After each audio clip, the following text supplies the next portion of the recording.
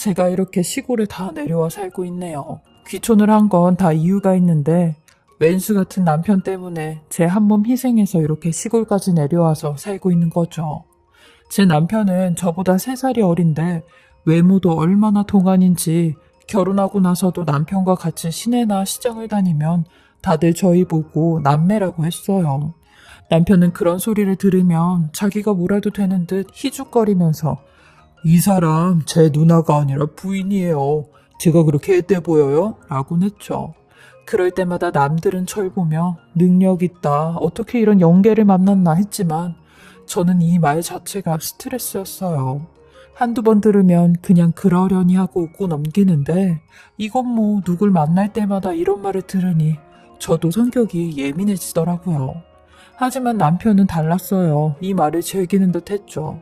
그리곤 항상 저와 말다툼을 하거나 실랑이를 벌일 때 이런 말들을 써가며 당신 연하남 데리고 사는데 이 정도도 못해?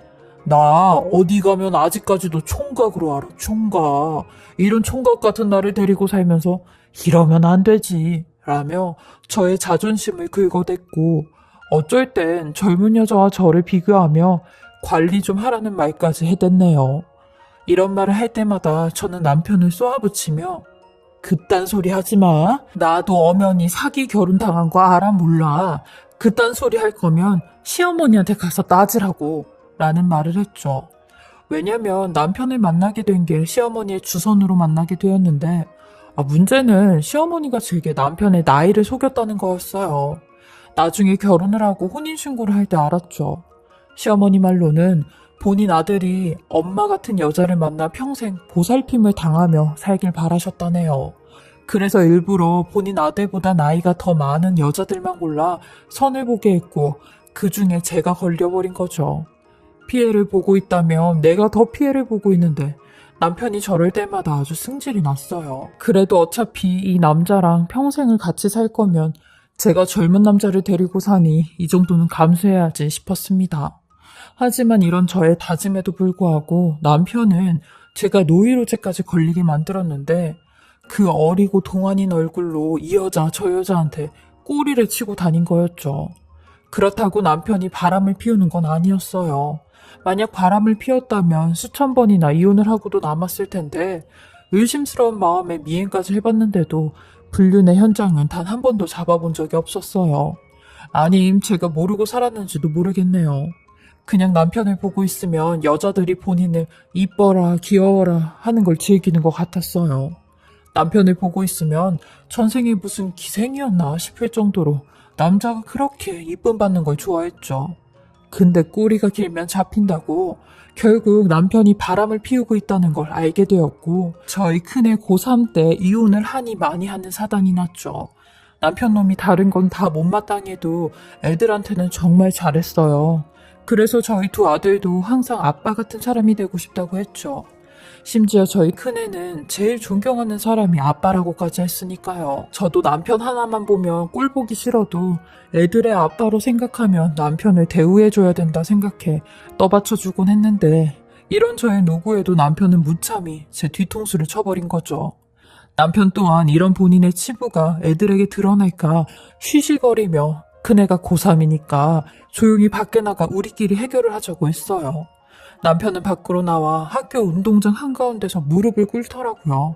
그러면서 꺼꺼거리고 우는데 이제부터 죽을 때까지 절대로 딴짓하지 않고 저랑 애들만 바라본다며 용서를 해달라고 하는데 제가 들은 척도 하지 않으니 애들을 방패 삼아 여보 우리 아들들 봐서라도 이혼만은 절대 안 돼 라고 하는데 우리가 이혼을 해버리면 애들 인생이 망가진다고 하더라고요.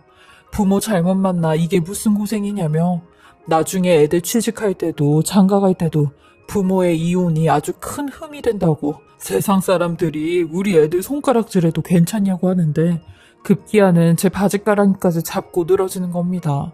남편의 이런 모습을 처음 봤어요. 저 또한 그 자리에 주저앉아 이 정도로 애들을 생각하는 인간이 왜 바람을 피고 딴 여자한테 눈을 돌렸냐고 미친 사람처럼 악을 썼네요.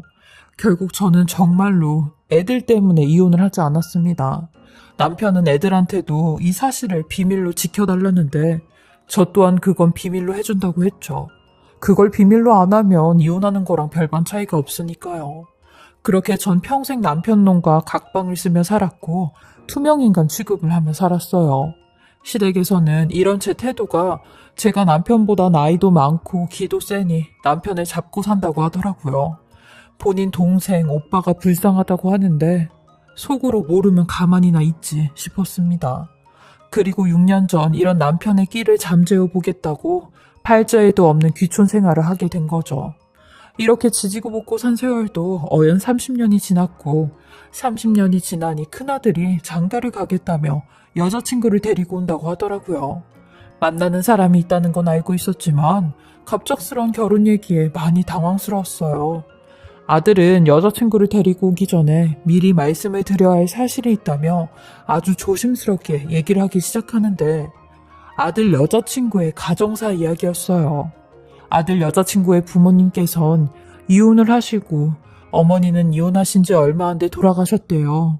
그리고 현재는 아버지랑 같이 살고 있는데 아버지마저 몸이 편찮으셔서 오늘 내일 하신다고 하는 겁니다.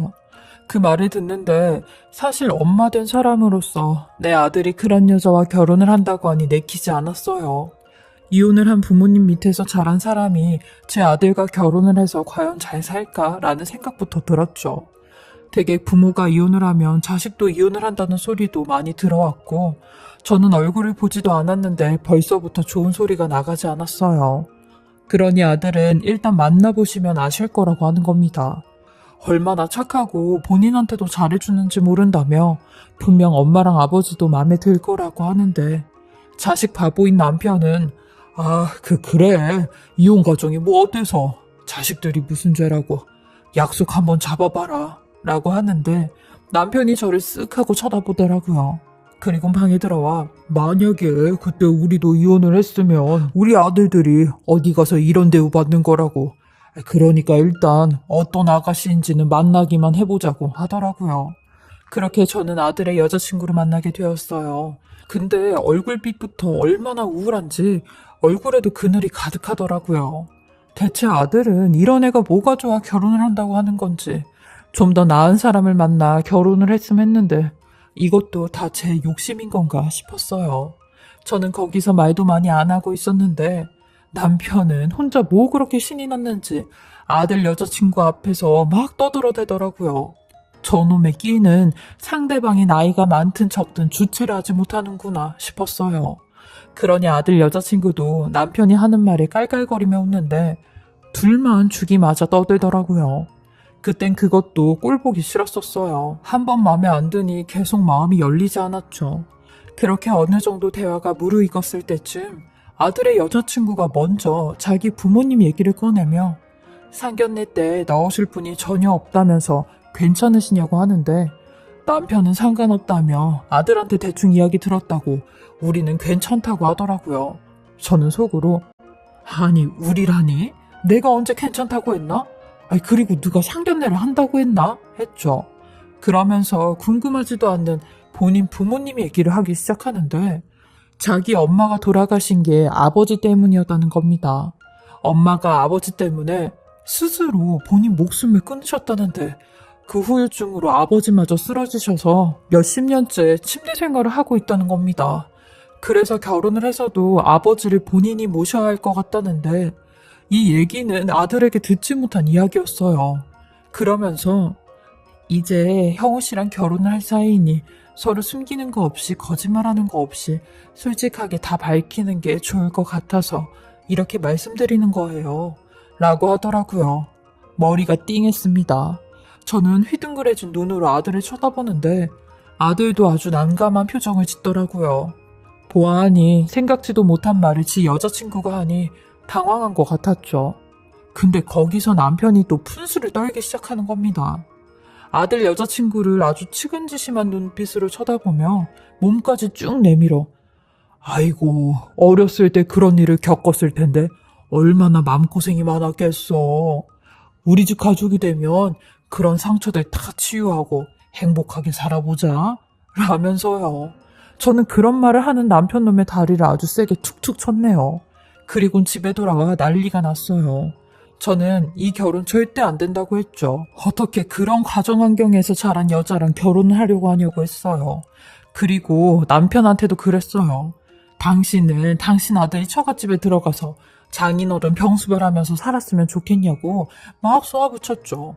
그러니 제 앞에서는 또 아무 소리도 못하는 겁니다.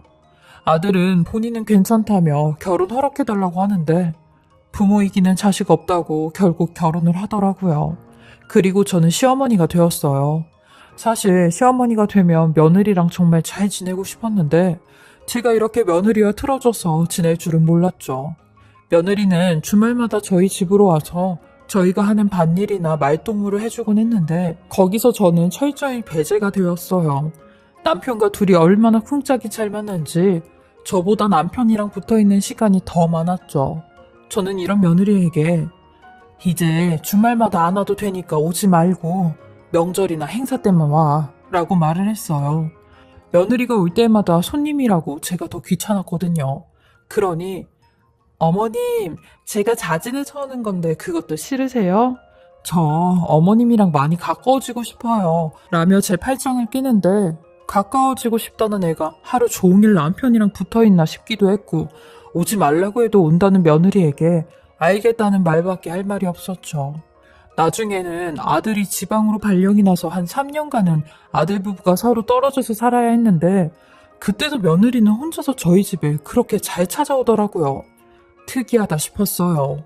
주변 친구들 얘기 들어보면 며느리들이 혼자 시댁에 오는 건 거의 없다고 하는데 다들 저보고 복 받았다고 했어요. 저도 이렇게 노력하는 며느리에게 슬슬 마음이 열렸고 올 때마다 반찬이고 수확한 채소고 바리바리 싸주었죠. 그리고 결혼한 지 2년이 지나 며느리의 아버지가 돌아가셨는데 그때도 제가 3일 내내 장례식장에서 며느리와 함께 있어 주었어요. 부모님 두 분 다 돌아가시니 참 딱하더라고요. 근데 이렇게 성심성의껏 제가 며느리에게 마음을 써주었는데 며느리는 제 뒤통수를 치더라고요. 그건 바로 저희 남편과의 관계였는데 서로 나눈 메시지를 제가 보고야 말았죠. 누가 봐도 의심이 가는 미심쩍은 내용들이었습니다. 다음 주 주말에 어디서 만날까?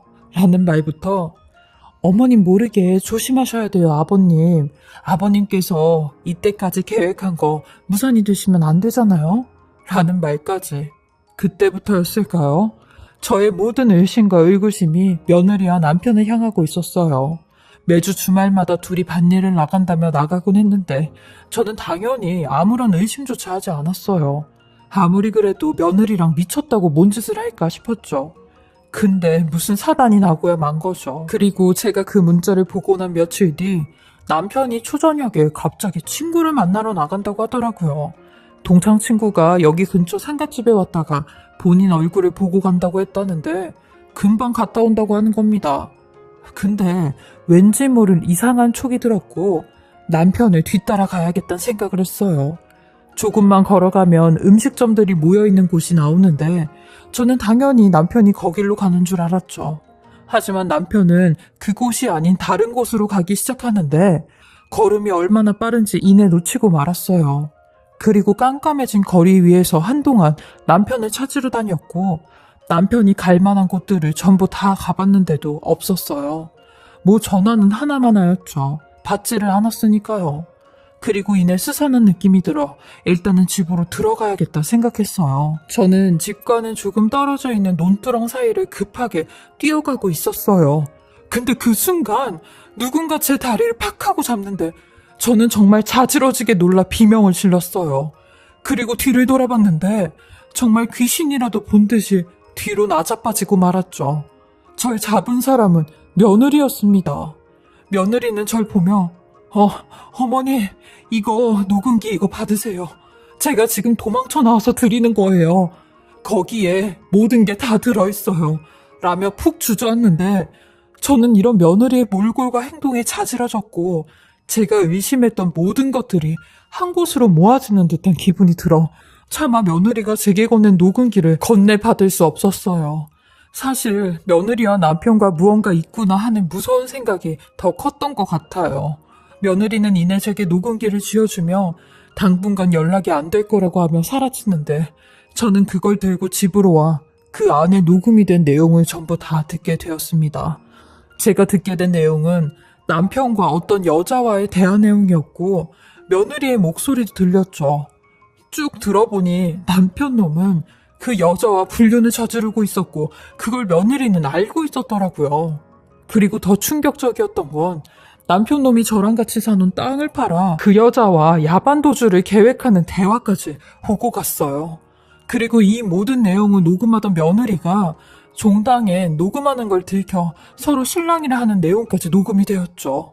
저는 이 모든 사실을 듣고 손이 벌벌 떨렸어요.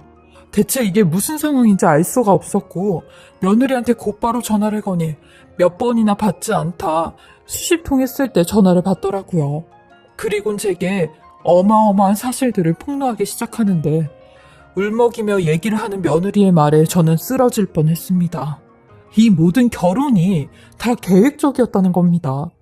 저는 그게 무슨 말이냐고 하니 자신의 엄마가 이혼을 당한 게 바로 저희 남편 때문이었다네요. 저보고 놀라지 말라며 20년 전 저희 엄마가 시아버지랑 바람이 났어요.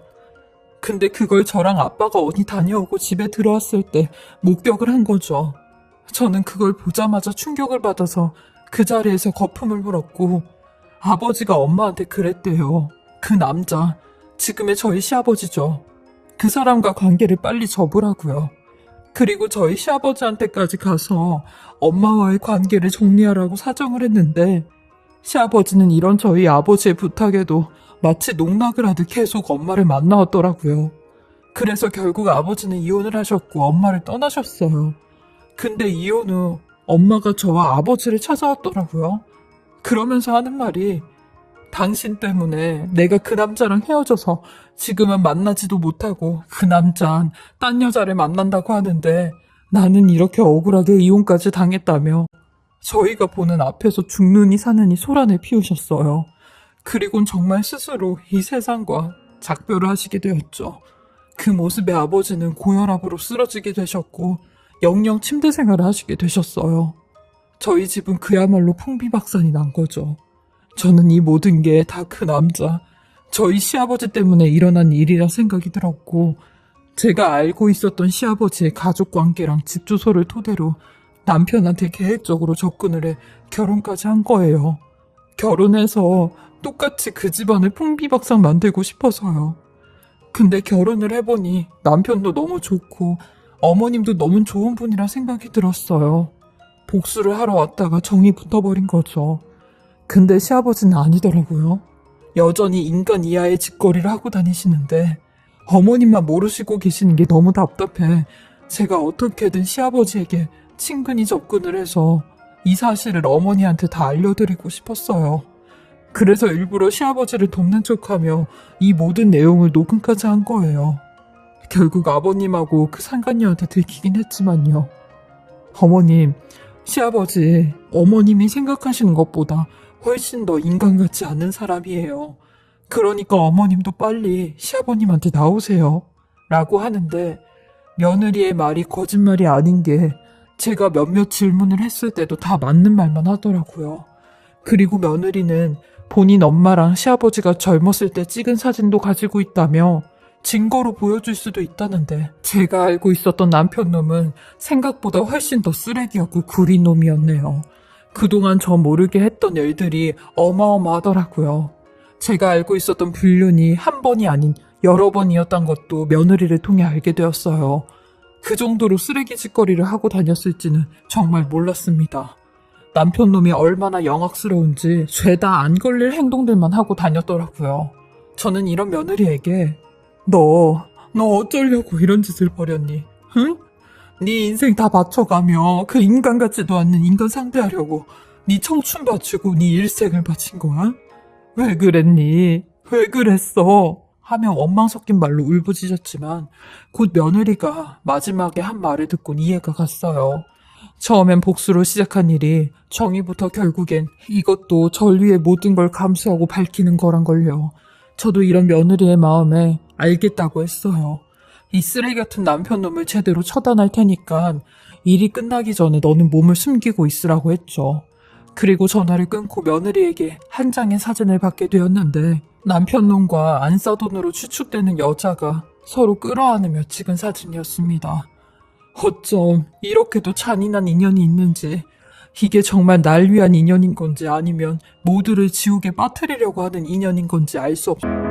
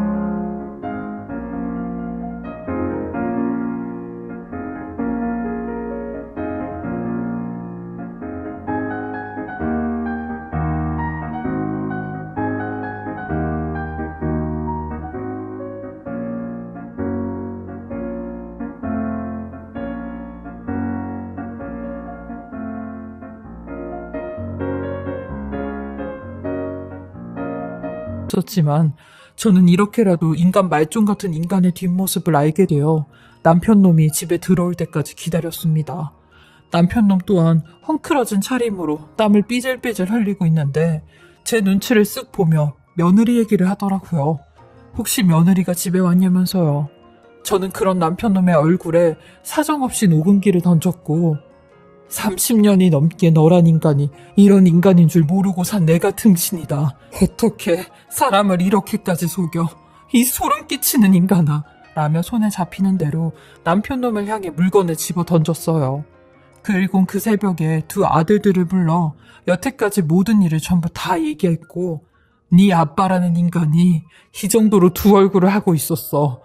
이 정도로 쓰레기 짓을 하고 다녔다고 라고 했고 그동안의 세월이 너무 억울해 가슴을 내리쳤어요.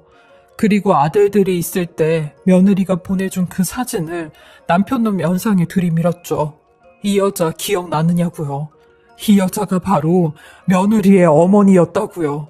그러니 제 말에 큰아들과 남편놈이 그냥 주저앉아 버리더라고요.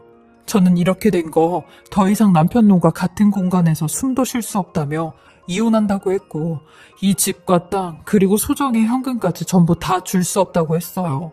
제 말에 남편놈 발악을 하며 같이 번 돈인데 내가 왜 그래야 되냐며 소송할 거라고 하더라고요.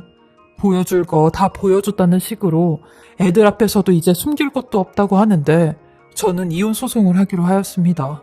애들도 지 아버지는 사람 취급하지 않고 제 옆에서 저만 돕고 있었어요. 그리고 얼마 뒤 며느리로부터 연락이 와 만나자고 했죠. 며느리는 절 보자마자 무릎을 꿇으며 어머님 죄송합니다. 저 또한 어머님한테 상처를 드렸어요. 어머님께서 이혼하라고 하면 이혼하겠습니다. 100번이고 1000번이고 그래야죠. 라는데 저는 그런 며느리를 일으켜 일어나라고 했고 아들의 선택에 따른다고 했어요. 아들이 이혼을 하겠다고 하면 나도 할 말 없고 아들이 이혼을 하지 않겠다고 하면 나도 수긍을 할 거라고 하니 아들은 이혼을 하지 않는다고 했대요. 어떻게 보면 그동안 속고만 살았던 본인 아버지의 진짜 얼굴을 알게 되었고 그걸로 엄마 또한 남은 여생은 편하게 지낼 수 있었다면서요. 저는 처음으로 며느리를 안아주었습니다. 그 어린 게 얼마나 화로 가득 찼으면 이런 일을 벌였을까 생각하니 네가 너무 안쓰러웠다 라면서요. 그렇게 저는 며느리를 다시 내 며느리로 받아들인다 생각하며 나도 널 용서할 테니 너도 우리 집안을 용서할 수 있냐고 했어요. 너나 나나 서로 피해자라고요.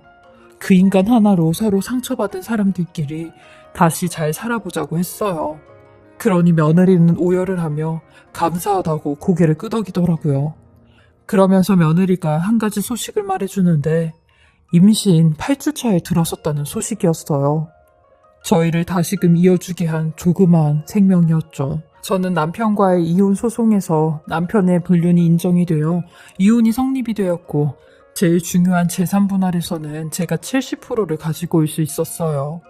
혼인 기간이 10년이 넘었다면 원칙적으로 재산 분할 비율이 40에서 60% 선에 결정이 된다는데 제가 조금 더 가지고 온 거죠. 마음 같아선 한 푼도 주고 싶지 않았지만 법이 이러니 어쩔 수가 없었습니다. 대신 위자료를 청구하여 3천만 원 받아냈습니다. 그렇게 저는 남편과 이혼한 지 1년이 지났고 떡두꺼비 같은 손자도 보게 되었어요. 요즘은 손자 커가는 모습에 즐거움을 느끼며 살고 있어요. 손자랑 떨어져 사니 이 모습을 본 며느리가 먼저 제게 본인들이 살고 있는 곳으로 올라와서 가깝게 사시는 게 어떠시냐고 하더라고요. 그래서 저도 곧 이곳을 정리할까 생각 중입니다. 그리고 저희 둘째 아들은 결혼은 하지 않겠다고 하더라고요. 아마 충격이 꽤 컸던 모양이에요. 저도 이런 아들에게 재촉하지 않고 있어요. 어찌 보면 제 인생도 참 기구한 것 같아요. 아니면 이런 인생을 살아야 할 운명이었는지도 모른다는 생각이 들죠.